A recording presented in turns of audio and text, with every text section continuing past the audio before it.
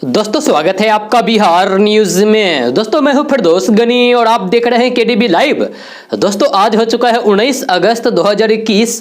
तो आज की बिहार की टॉप न्यूज लेकर आए हैं आपके लिए। दोस्तों वीडियो स्टार्ट करने से पहले आपसे रिक्वेस्ट है, अगर आप नए हैं इस चैनल पर तो फिर इस चैनल को सब्सक्राइब करके बेल आइकन को भी प्रेस कर दीजिए और साथ में वीडियो को लाइक कर दीजिए, अपने दोस्तों के साथ शेयर भी कीजिए। तो चलिए दोस्तों स्टार्ट करते हैं आज की पूरे बिहार की टॉप न्यूज। दोस्तों बिहार के मुख्यमंत्री नीतीश कुमार कल बाढ़ प्रभावित सीमांचल के पूर्णिया और कटिहार का जायजा लेकर पटना लौट आए हैं। यहां आने के बाद उन्होंने कहा है कि एरियल सर्वे किया और कई जगह पर जाकर लोगों से बातचीत भी की। बाढ़ पैकेज को लेकर भी मुख्यमंत्री नीतीश कुमार ने कहा है कि अभी फिलहाल लोगों के रहने खाने की व्यवस्था जो है वह की गई है। यह पैकेज भी दिया जाएगा। जिनका फसल और घर क्षतिग्रस्त हुआ है उनके लिए हम लोगों ने पहले ही कह दिया है कि बाढ़ पैकेज दिया जाएगा। साथ ही साथ यह भी सवाल किया गया है कि क्या केंद्र सरकार से भी कोई मदद लेंगे, तो इस पर मुख्यमंत्री नीतीश कुमार ने कहा है कि केंद्र सरकार से हम अपने पॉलिसी के अनुसार सहायता मांगेंगे। दोस्तों बिहार बीजेपी में दारूबाज, गालीबाज और महिलाओं की इमेज से खिलवाड़ करने वाले नेताओं की भरमार है।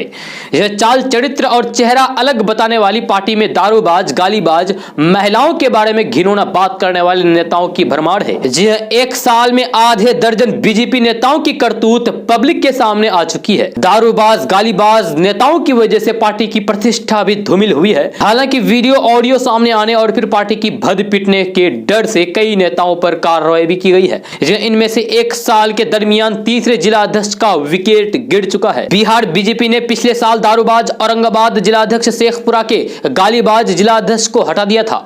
इस कड़ी में अब झंझारपुर जुड़ गया है। जब बीजेपी नेतृत्व ने झंझारपुर संगठन जिला के शराबी जिला अध्यक्ष को हटा दिया है। इस तरीके से 3 जिलों के जिला अध्यक्षों को 1-1.5 साल के अंदर हटा दिया गया है। बीजेपी के प्रदेश अध्यक्ष डॉक्टर संजय जायसवाल ने झंझारपुर के शराबी जिला अध्यक्ष सियाराम शाह को हटाकर नया जिला अध्यक्ष बनाया। दोस्तों तेज हमला बोलकर अफगानिस्तान पर कब्जा करने के कुछ ही दिनों बाद तालिबान ने ज्यादा उदार रुख दिखाने का प्रयास किया, जिसके तहत उसने महिलाओं के अधिकारों का सम्मान करने और फिर उन्हें सरकार में शामिल करने का आमंत्रण दिया। हालांकि यह कहना मुश्किल है कि तालिबान वाकई बदल गया है या फिर सिर्फ दिखावा कर रहा है। वहीं इस बीच पश्चिमी अफगान शहर हैरात में सफेद हिजाब और काले रंग के ट्यूनिक पहने लड़कियां स्कूल पहुंची, जबकि माना जा रहा था कि तालिबान के राज में यह संभव नहीं हो सकेगा, लेकिन ऐसा संभव हुआ है। एक छात्र रुकैया ने कहा है कि हम अन्य देशों की तरह प्रगति करना चाहते हैं और हमें उम्मीद है कि तालिबान सुरक्षा बनाए रखेगा। हम युद्ध नहीं चाहते हैं, हम अपने देश में शांति चाहते हैं। दोस्तों बिहार पंचायत चुनाव को लेकर एक बहुत बड़ी खबर सामने आ रही है। जिसमें बिहार कैबिनेट की कल हुई बैठक में पंचायत चुनाव पर सरकार ने मुहर लगा दी है। 11 चरणों में बिहार के पंचायत चुनाव को संपन्न कराया जाएगा। आपको बता दें कि कुछ दिन पहले ही आयोग ने पंचायत चुनाव को लेकर सरकार को प्रस्ताव भेजा था, जिसके बाद कल बिहार कैबिनेट में पंचायत चुनाव को लेकर प्रस्ताव पारित कर दिया। इसके साथ ही 24 अगस्त को पंचायत चुनाव को लेकर अधिसूचना जारी कर दी जाएगी। वहीं पहले चरण का मतदान 24 सितंबर को होगा। नीतीश कैबिनेट की बैठक में पंचायत चुनाव पर मुहर लग गई है। आपको बता दूं कि पंचायत चुनाव संपन्न कराने को लेकर सभी जिलों में ईवीएम पहुंच चुकी है। जब पंचायती राज विभाग की अधिसूचना के अनुसार बिहार में पंचायत चुनाव 11 चरणों में होगा। पंचायत चुनाव 24 सितंबर, 29 सितंबर, 8 अक्टूबर, 20 अक्टूबर, 24 अक्टूबर, 3 नवंबर, 15 नवंबर, 24 नवंबर, 29 नवंबर, 8 दिसंबर और 12 दिसंबर को होगा। दोस्तों रसोई गैस सिलेंडर के बाद बिहार में एक साल से स्थिर चीनी के भाव में अचानक 4 रुपए प्रति किलो का इजाफा हो गया है। इससे चाय की चुस्की कुछ कड़वी हो गई है। 4 दिन पहले तक खुदरा बाजार में चीनी की कीमत 40 रुपए प्रति किलो था, लेकिन आज खुदरा बाजार में चीनी 44 रुपए प्रति किलो बिका। कारोबारियों की माने तो आने वाले दिनों में चीनी के भाव में और इजाफा हो सकता है। वही मसूर दाल को छोड़कर अन्य दालों की कीमत पिछले 1 माह से कमोबेश स्थिर बना हुआ है। मसूर दाल की कीमत में 5 रुपए प्रति किलो का इजाफा दर्ज किया गया है। मसूर दाल 90 रुपए प्रति किलो से बढ़कर 95 रुपए प्रति किलो हो गया है। आपको बता दें कि बिना सब्सिडी वाले रसोई एलपीजी सिलेंडर के दाम एक बार फिर से बढ़ा दिया गया है। सरकारी तेल कंपनियों ने कल घरेलू एलपीजी सिलेंडर का दाम 25 रुपए बढ़ा दिया है। इसके साथ ही पटना में एलपीजी सिलेंडर की कीमत अब 998 रुपए हो गई है। दोस्तों, किशनगंज जिले में बिजली विभाग के कामकाज में लापरवाही का अंदाजा लगाना मुश्किल नहीं है। जहां सड़क के किनारे और खेतों के बगल में लगे हुए बिजली के पोल और तार हादसों को न्योता देते नजर आ रहे हैं। यह तस्वीरें किशनगंज जिले के तेरागांच प्रखंड क्षेत्र के मटियारी फीडर अंतर्गत झुनकी मुशहरा पंचायत वार्ड नंबर 5 फुटानी चौक से उत्तर कब्रिस्तान के नजदीक की है। जहां बिजली के नंगे तार सड़क किनारे खेतों से होकर गांव तक पहुंचते हैं। इसमें 2 पोल कुछ इस तरीके से झुक गया है जो हादसे को दावत दे रहे हैं। यही नहीं, किसान इन खेतों में खेती भी करते हैं। इस दौरान उनकी दिल की धड़कन तेज और जान हथेली पर रख कर रही है कि कब अनहोनी हो सकता है, लेकिन बिजली विभाग को इनका क्या। दोस्तों, बिहार में बाढ़ का कहर जारी है। जहां सैकड़ों गांव जलमग्न हो गए हैं, जहां नदियां उफान पर हैं, तो फिर इनके बड़े जलस्तर से लगातार कटान जारी है। बिहार सरकार की ओर से जारी आंकड़ों के अनुसार बिहार के 89 प्रखंडों की 620 पंचायतें प्रभावित हैं। 1900 से ज्यादा गांव बाढ़ की चपेट में हैं। जहां भागलपुर, खगड़िया, सुपौल, सहरसा, लखीसराय, मुंगेर, जमुई, अररिया, किशनगंज, बांका, कटिहार, मुजफ्फरपुर, समस्तीपुर, पटना, वैशाली और दरभंगा जिले बाढ़ से प्रभावित हैं। तकरीबन 24,50,000 लोग बाढ़ से प्रभावित हुए हैं। नदियों के जलस्तर की रिपोर्ट जल संसाधन विभाग की ओर से जारी की गई है। दोस्तों, अनानास उत्पादन में बिहार में अलग पहचान बना चुके किशनगंज जिले में अब इसका टिश्यू कल्चर लैब स्थापित होगा। इस लैब में गुणात्मक सुधार के साथ रोग रहित अनानास के पौधे तैयार होंगे। यह राष्ट्रीय कृषि विकास योजना के तहत केंद्र सरकार की ओर से वित्तीय पोषण परियोजना के अंतर्गत किशनगंज जिले के अर्राबाड़ी में स्थित डॉक्टर कलाम कृषि कॉलेज में केंद्र में यह लैब तैयार किया जा रहा है। यह लैब का कार्य अंतिम चरण में है। जल्द ही ये क्षेत्र के अनानास किसानों के लिए वरदान साबित होगा। यह लैब स्थापित करने पर करीब 2 करोड़ का खर्च आएगा। परियोजना पर काम कर रहे वैज्ञानिकों का कहना है कि नए पौधे में 12 महीने में ही फल तैयार हो जाएंगे। अभी सीमांचल के किशनगंज के अलावा सटे हुए अररिया जिला में अनानास की खेती थोड़ी बहुत हो रही है।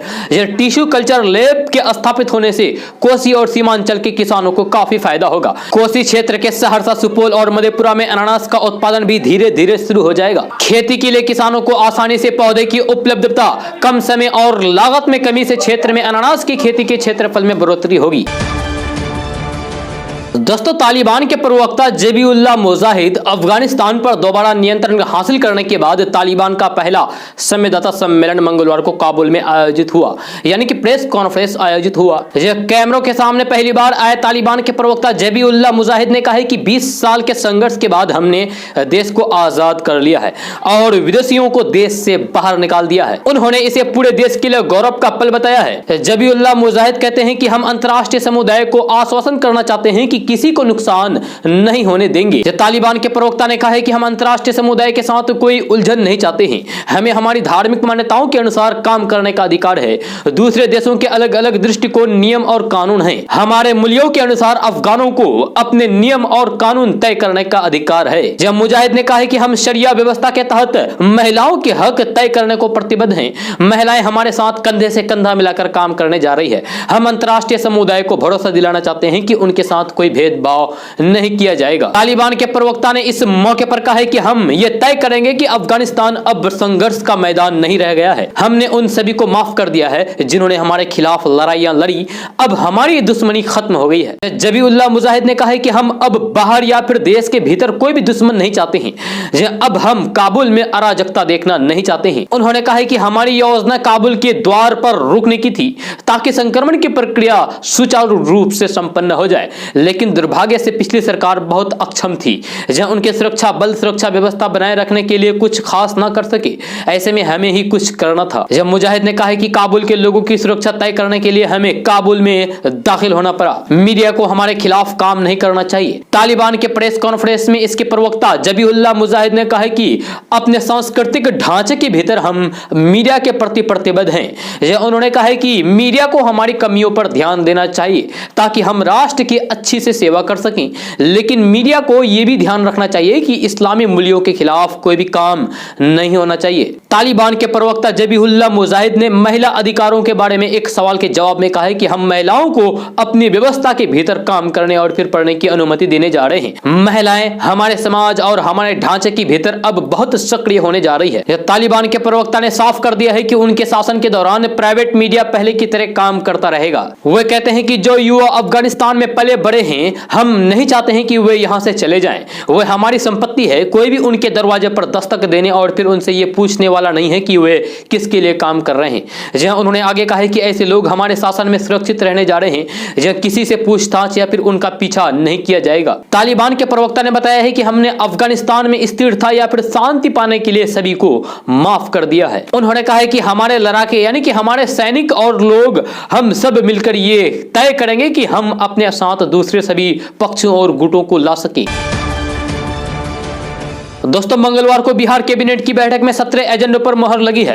यह बिहार पंचायत चुनाव 2021 को कैबिनेट की मंजूरी मिल गई है, जो आपको पहले भी बताया गया इसी वीडियो में। 24 अगस्त को इसकी अधिसूचना जारी होगी, जबकि 24 सितंबर से 12 दिसंबर तक 11 चरणों में चुनाव संपन्न कराए जाएंगे। यह साथ ही साथ कैबिनेट की बैठक में सरकारी सेवकों और पेंशन भोगियों को 28% महंगाई भत्ता के प्रस्ताव पर भी सरकार की मोहर लग गई है। दरअसल कोरोना महामारी के कारण जनवरी 2020 से ही महंगाई भत्ता में बढ़ोतरी को रोक दिया गया था। जुलाई से इसे फिर से बढ़ाने का फैसला किया है। जुलाई में इसकी 3 किस्तों को मिलाकर महंगाई भत्ते में 11% की बढ़ोतरी की गई है। महंगाई भत्ते में 11% की बढ़ोतरी करने के बाद अब यह 17% से बढ़कर 28% पर पहुंच गया है।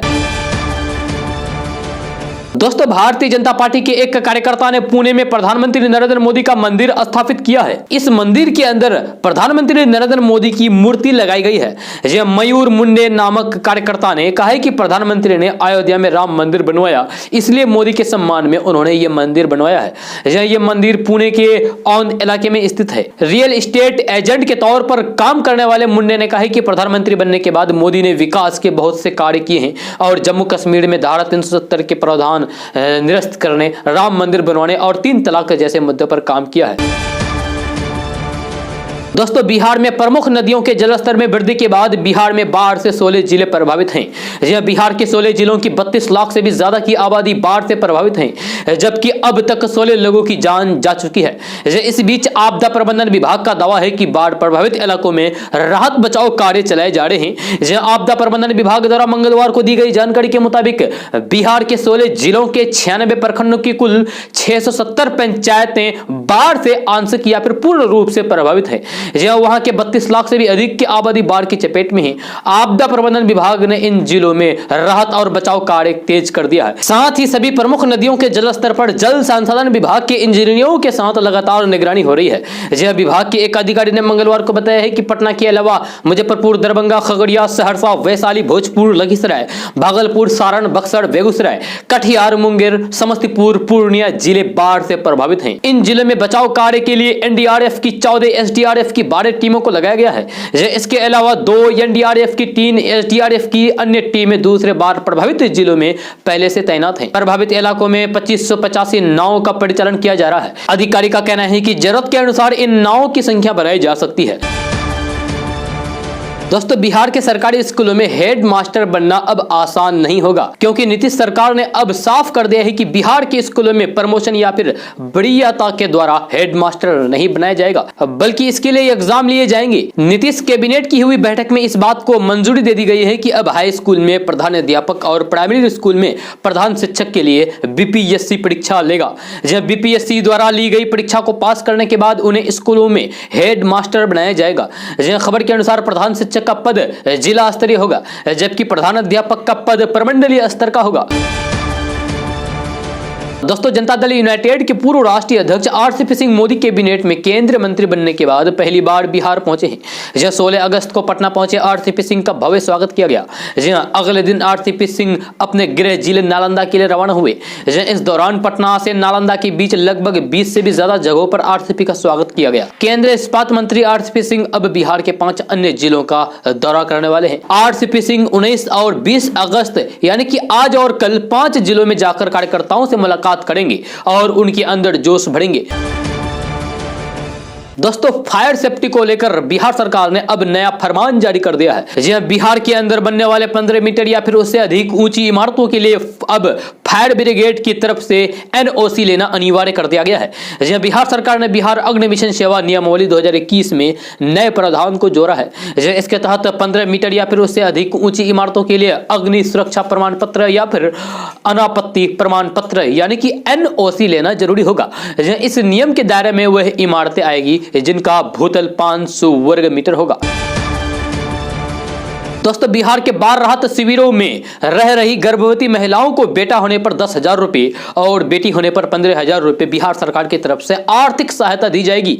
यानी कि नीतीश सरकार की तरफ से आर्थिक सहायता दी जाएगी। जय मुख्यमंत्री नीतीश कुमार ने कहा है कि बिहार सरकार के खजाने पर पहला हक आपदा पीड़ितों का है, इसीलिए बिहार सरकार की तरफ से बाढ़ से प्रभावित लोगों को राहत देने के लिए सभी जरूरी कदम उठाए जा रहे हैं। जय सीएम नीतीश कुमार ने कहा है कि सभी प्रभावित लोगों को राहत मिले, इसके लिए हर जरूरी इंतजाम किए जा रहे हैं। जब बिहार सरकार की तरफ से बाढ़ प्रभावित प्रति परिवार को 6,000 रुपए की आर्थिक मदद दी जाती है। साथ ही बाढ़ राहत शिविरों में सभी प्रभावित लोगों के आवासन, भोजन आदि का प्रबंध किया गया है। इसके अलावा गर्भवती महिलाओं का विशेष रूप से ख्याल रखा जा रहा है। दोस्तों मुख्यमंत्री नीतीश कुमार की 15 अगस्त को गांधी मैदान में दिए गए भाषण को जमीन पर उतारते हुए सरकार ने सभी वर्ग की युवतियों को यूपीएससी की प्रारंभिक परीक्षा पास करने पर आगे की तैयारी के लिए 1 लाख रुपए तथा बिहार लोक सेवा आयोग की प्रारंभिक परीक्षा पास करने पर 50,000 रुपए देने के प्रस्ताव को मंजूरी प्रदान कर दी है। यह बिहार कैबिनेट की मंगलवार को हुई बैठक में इस महत्वपूर्ण प्रस्ताव को सहमति दे दी गई। सीएम की घोषणा के अनुरूप कैबिनेट ने बिहार कृषि विश्वविद्यालय के अधीन 3 नए कॉलेजों को स्थापना की मंजूरी दी है। दोस्तों बिहार के शहरों में पानी पीने के लिए अब टैक्स देना होगा। यानी कि अगर आप बिहार के किसी भी शहर में रहते हैं तो आपको पानी पीने के लिए सरकार को टैक्स देना होगा। जी हां, बिहार के सभी नगर निकायों में प्रॉपर्टी टैक्स के साथ साथ अब पेयजल के उपयोग पर भी शुल्क लगेगा, यानी कि टैक्स देना होगा। मंगलवार को मुख्यमंत्री नीतीश कुमार की अध्यक्षता में हुई राज्य कैबिनेट की बैठक में पेयजल उपयोग शुल्क नीति 2021 को मंजूरी दे दी गई है।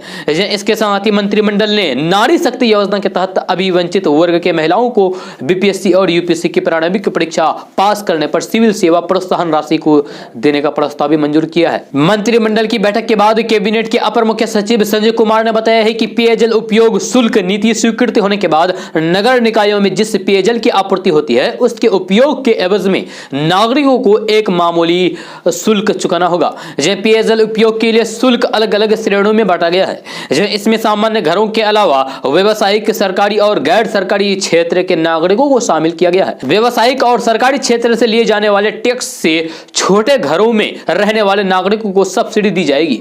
उन्होंने कहा है कि जिस प्रकार प्रॉपर्टी टैक्स लगता है उसी प्रकार पेयजल का शुल्क लगेगा। छोटे घरों से ज्यादा 57 रुपए टैक्स लिया जाएगा।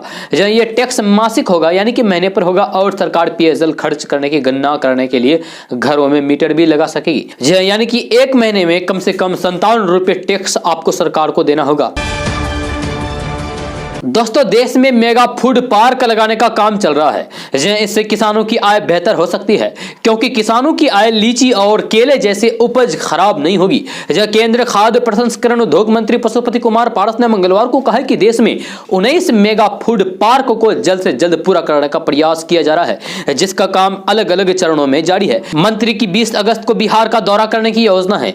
उन्होंने कहा कि बिहार के खगड़िया जिले में मानसी में एक मेगा फूड पार्क का मौके पर ही आकलन करेंगे, जो 70% पूरा हो चुका है। उन्होंने कहा है कि मेगा फूड पार्क क्षेत्र के किसानों को बड़ी मात्रा में लीची, मखाना, केला, आलू और मक्का उगाने में मदद करेंगे और क्षेत्र की महिलाओं और युवाओं को रोजगार के नए अवसर प्रदान करेंगे। मेगा फूड पार्क की योजना के तहत केंद्र सरकार ने अब तक देश में 38 परियोजनाओं और सैद्धांतिक रूप से 3 परियोजनाओं को मंजूरी दे दी है।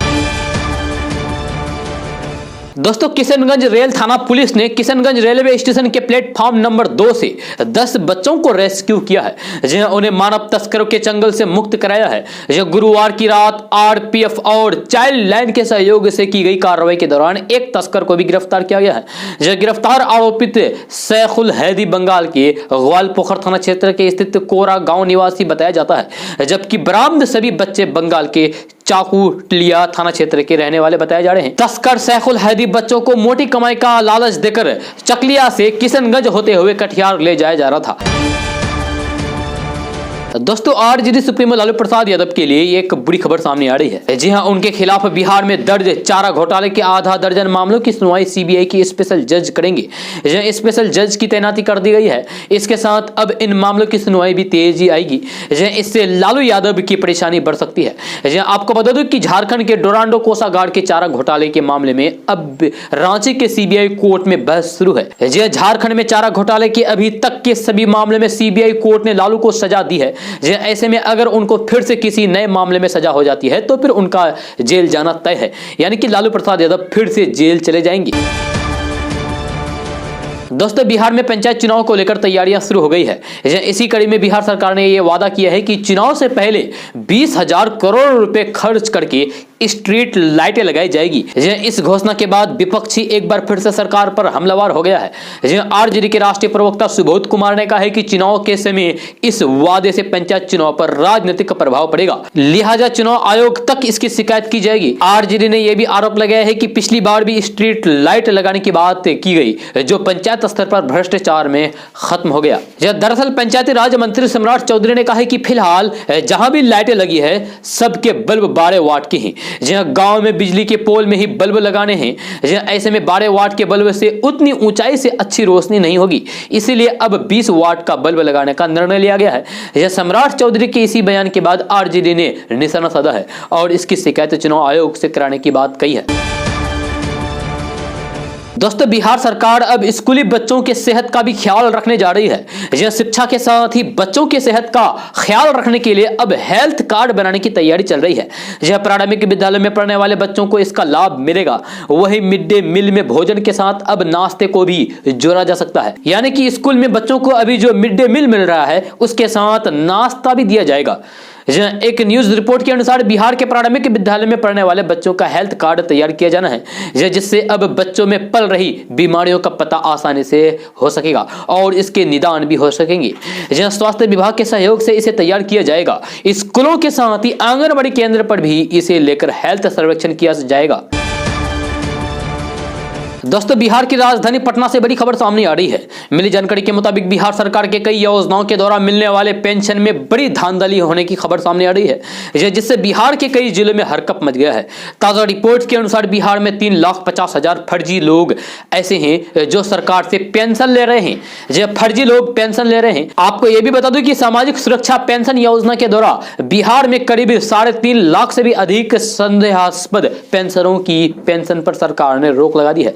इंदिरा गांधी राष्ट्रीय पेंशन योजना के मामले हैं। वृद्धजन पेंशन योजना में भी गड़बड़ी का मामला सामने आया है। मुजफ्फरपुर में यह संख्या 23,725 तक पहुंच गई है। सरकार बहुत जल्द अब लोगों पर एक्शन लेने की तैयारी कर रही है। दोस्तों किसी ने सच ही कहा है कि हौसले बुलंद हो तो मंजिलें खुद ब खुद मिल जाती है। इसी को सिद्ध कर दिखाया है नालंदा की बेटी अर्पणा सिन्हा एवं युवा उत्पल कांत ने। दरअसल अर्पणा और उत्पल कांत ने ग्रीन इंडिया पर्यावरण संरक्षण का संदेश लेकर बिहार से केरल तक का सफर साइकिल से तय किया है। इस दौरान दोनों ने मिलकर 3306 किलोमीटर की दूरी को 28 दिनों में पूरा किया। अर्पणा के साथ साथ उत्पल कांत कुशवाहा ने भी इस मुकाम को हासिल किया है। केरल तक सफर साइकिल से तय करने वाले दोनों युवाओं का बिहार शरीफ लौटने पर रेलवे स्टेशन पर भव्य नागरिक अभिनंदन किया गया। जिन लोगों ने आरती उतारकर फूल मालाओं से लाद दिया। तो दोस्तों अगर आप आने वाले दिनों में बैंक जाने की योजना बना रहे हैं तो यह खबर आपके लिए जरूरी है। आने वाले दिनों में अलग अलग शहरों में बैंक की कई छुट्टियां हैं, इसीलिए हो सकता है कि आपके शहर में अगले कुछ दिन आपको बैंक बंद मिले। इस सप्ताह बैंकों में गुरुवार यानी कि आज 19 अगस्त से 23 अगस्त तक लगातार 5 दिन की छुट्टी रहेगी। आप इस बात पर ध्यान दें कि बैंकों की ये छुट्टियां अलग अलग राज्यों में है। ये छुट्टियां एक ही समय में सभी राज्यों के लिए लागू नहीं है। हर राज्य में अलग अलग दिन पर छुट्टी है।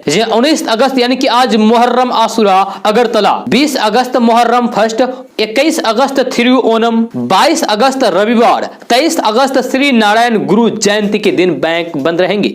इसके बाद भी अगस्त महीने में और कई दिन बैंक बंद रहेंगे जो आपको हम अभी आगे बता रहे हैं। 28 अगस्त महीने का चौथा शनिवार, 29 अगस्त रविवार, 30 अगस्त जन्माष्टमी के दिन बैंक बंद रहेंगे। वहीं 31 अगस्त श्री कृष्ण अष्टमी हैदराबाद में बैंक बंद रहेंगे। दोस्तों बिहार में आज शांतिपूर्ण तरीके से मुहर्रम मनाया जाएगा।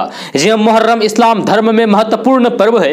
यह इस्लामिक कैलेंडर के अनुसार नए इस्लामिक साल का पहला महीना मुहर्रम होता है। यह अंग्रेजी कैलेंडर को देखें तो इस साल मुहर्रम का इस्लामिक महीना 9 अगस्त से शुरू हुआ है। यह इस महीने का 10वां दिन आशुरा होता है। यह इसी दिन मुहर्रम मनाया जाता है। इस साल 19 अगस्त को यानी कि आज आशुरा होने के कारण मुहर्रम 19 अगस्त को मनाया जा रहा है। जी हाँ, बिहार में कोरोना संक्रमण से बचाव की गाइडलाइंस लागू होने के कारण ये बिना भीड़ भाड़ के सादगी से मनाया जाएगा। यहाँ पर बिना भीड़ भाड़ के सादगी से मुहर्रम पर्व मनाया जाएगा। यह मान्यता है कि इस्लाम धर्म के प्रवर्तक पैगंबर हजरत मोहम्मद साहब के नवासी हजरत इमाम हुसैन 680 ईस्वी में मुहर्रम की 10वीं तारीख को करबला के मैदान में शहीद हुए थे। वे अपने 72 जानिशारों के साथ लड़ते लड़ते वीर गति को प्राप्त हुए थे, यानी कि शहीद हुए थे। यह शिया मुस्लिम समुदाय के लोग करबला के युद्ध में हुसैन इब्न अली के निधन पर शोक प्रकट करते हैं। इराक में स्थित करबला के मैदान में हुसैन इब्न अली ने यजीद की सेना का मरते दम तक सामना किया था। माना जाता है कि आशुरा के दिन ही मूसा और उनके अनुयायियों ने मिस्र के फिरौन पर विजय प्राप्त की थी। करबला के युद्ध के समय से ही मुहर्रम माना जाता है। जब मुहर्रम के पर्व में हजरत इमाम हुसैन और हजरत इमाम हसन के मकबरे के प्रतिरूप ताजिया निकाले जाते हैं। जब मुहर्रम का चांद नजर आते ही गम का माहौल हो जाता है। आजादार अपने इमाम के गम में गमजदा हो जाते हैं। बिहार में लागू कोरोना संक्रमण से बचाव की गाइडलाइंस के तहत इस साल मुहर्रम के अवसर पर ताजिया जुलूस नहीं निकाला जा सकेगा। यह सरकार ने सड़कों पर जुलूस या फिर ताजिया निकालने की अनुमति नहीं दी है। दोस्तों, मोदी सरकार के महत्वाकांक्षी नल जल मिशन के तहत ग्रामीण नल जल कनेक्शन मुहैया करवाने में बिहार ने सर्वश्रेष्ठ प्रदर्शन किया है। जी हाँ, इस मिशन को शुरू हुए 2 साल हुए हैं। तब से बिहार ने नीचे से 5वें से लेकर शीर्ष 5 में शामिल होने तक का सफर तय किया है। जब 2 साल पहले बिहार में केवल 1.44% घरों में कनेक्शन थी, अब यह संख्या 86.96% पर पहुंच गई है। यह मंगलवार को JJM डैशबोर्ड पर उपलब्ध आंकड़ों के अनुसार 2019 में मिशन की शुरुआत के बाद से देश भर में 4.73 करोड़ नल जल के कनेक्शन प्रदान किए गए हैं। इनमें से 1 करोड़ 46 लाख कनेक्शन अकेले बिहार में ही। इसका मतलब है कि बिहार में हर तीसरा नया कनेक्शन है। यह बिहार 2024 तक ग्रामीण घरों में नल जल कनेक्शन देने में अग्रणी है। प्रधानमंत्री नरेंद्र मोदी ने 2019 में अपने स्वतंत्रता दिवस भाषण में इसकी घोषणा की थी। उस समय बिहार में केवल 1.84% ग्रामीण घरों में नल के पानी की आपूर्ति थी। वहीं नीचे के राज्यों में उत्तर प्रदेश 1.96%, असम 1.76%, पश्चिम बंगाल 1.21% और मेघालय 0.77% का नंबर आता है। यह 2 सालों में बिहार का ग्रामीण परिवार को नल जल कनेक्शन उपलब्ध कराने के मामले में प्रतिशत बढ़कर 86.96% हो गया है। इससे ये टॉप 4 के राज्यों में शामिल हो गया है। हालांकि बिहार से बेहतर प्रदर्शन गोवा 100%, तेलंगाना 100% और हरियाणा 99.24% का है। इस मामले में बिहार के जल संसाधन मंत्री विजय कुमार झा ने कहा है कि लोगों को पेयजल उपलब्ध कराना मुख्यमंत्री नीतीश कुमार के साथ निश्चय में से एक है। आपको बता दूं कि एक समय ऐसा भी था जब गुजरात, महाराष्ट्र और तमिलनाडु बिहार से नल जल कनेक्शन के मामले में काफी आगे थे। दोस्तों, बिहार के ग्रामीण क्षेत्र आज भी आजीविका के लिए खेती पर निर्भर है। यह ग्रामीण क्षेत्र की 50% आबादी आज भी यहाँ पर खेती करती है। यह कई लोग ऐसे हैं जो कई पुश्तों से खेती ही करते आ रहे हैं। वह ऐसे लोग हैं जो साल भर मेहनत तो करते हैं, पर उसके बदले में उन्हें उतना नहीं मिल पाता है जितना मिलना चाहिए, क्योंकि आज भी बिहार के किसान पारंपरिक खेती ही करते हैं। यह अधिकांश किसान सिर्फ गेहूं और धान के उत्पादन पर जोर देते हैं, जबकि कुछ किसान ऐसे हैं जो दलहन और तिलहन की भी खेती करते हैं। यह सरकार ने इन किसानों की मेहनत को देखते हुए यह तय किया है कि उन किसानों की आमदनी को भी बढ़ाया जाए। इसीलिए उन्हें सरकार अब पारंपरिक खेती से हटकर नई पद्धति की खेती करने के लिए प्रोत्साहित कर रही है। इसके लिए सरकार ने कई योजनाओं की शुरुआत की है, जिसके तहत किसानों को धान गेहूं की खेती से हटकर दूसरी नई खेती करने के लिए अनुदान देने की व्यवस्था भी की है।